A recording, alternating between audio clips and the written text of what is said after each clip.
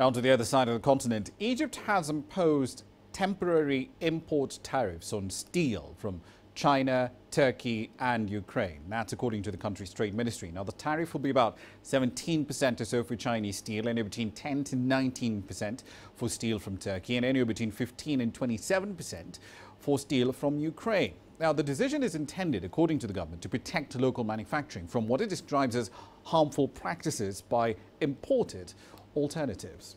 Let's get the latest details now on exactly what this entails. Yasser Hakim is live in Cairo right now with more data on this particular story. Yasser, this is not the first time that Egypt has imposed tariffs on steel imports.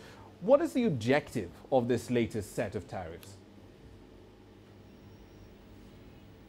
Well, Rama, according to the Minister of Finance, it's aimed at protecting the Egyptian market and the Egyptian producers from dumping, and this is the main issue here. They have been claiming or have been really saying that the dumping has harmed the local production. You've mentioned the countries, you've mentioned the tariffs on each. Ukraine, it could reach 27% tariffs on imports from Ukraine of steel.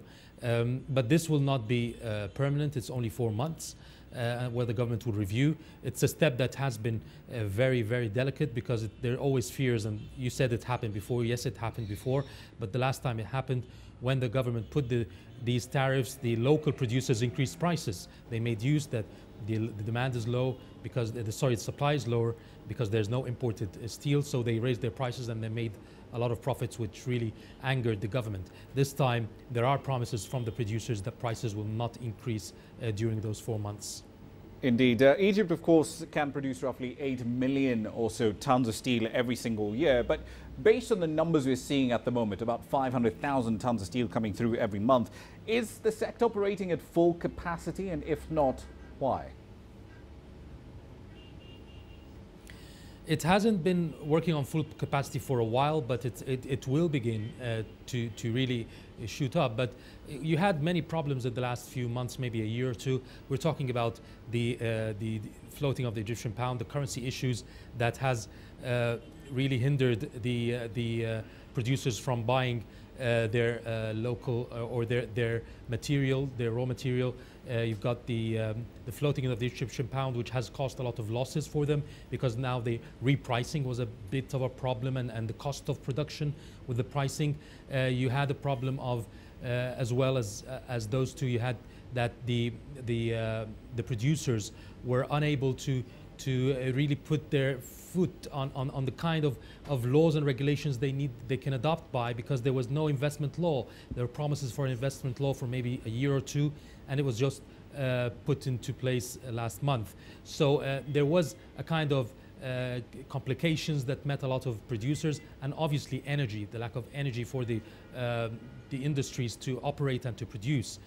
But in this last month or two, there's been a lot of improvement, a lot of positive marks that will show that the production levels is going to increase in the next few months. Indeed, and of course we have seen a pretty interesting rebound, because in 2016 production of steel in Egypt did decline significantly, and then it started to climb above 500,000 tons a month somewhere around the fourth quarter of last year. So what is it that triggered the decline for most of 2016 and then that rebound that we saw in the fourth quarter up to today?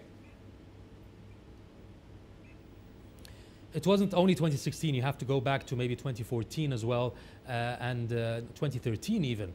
We're talking about two uprisings, a lot of economic issues, a lot of instability, investors shying away, and obviously the biggest market is the real estate market, which has really, if you can say, died down from 2013 or mid-2013 to 2016. The demand was at a low for the producers, and they were not seeing their products being sold in the market. So production went down, demand went down.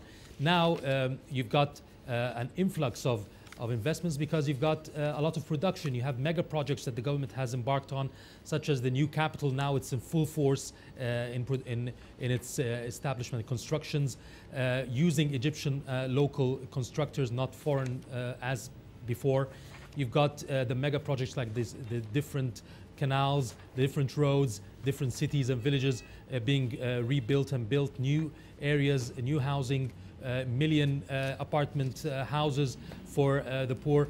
There's an increase, a flourish in the economy. You've got $6 billion of foreign direct investments coming to Egypt in the first quarter of 2017. Many of it, a lot of it, is from in the real estate sector. So foreign companies coming to build a lot of projects, and this needs steel, and therefore it's picking up very, very strongly. Indeed. We'll leave it there for the time being. Thank you for that. That's Yasser Hakim live, of course, in the Egyptian capital of Cairo. We'll keep tabs on exactly how those import duties do work out in the real market.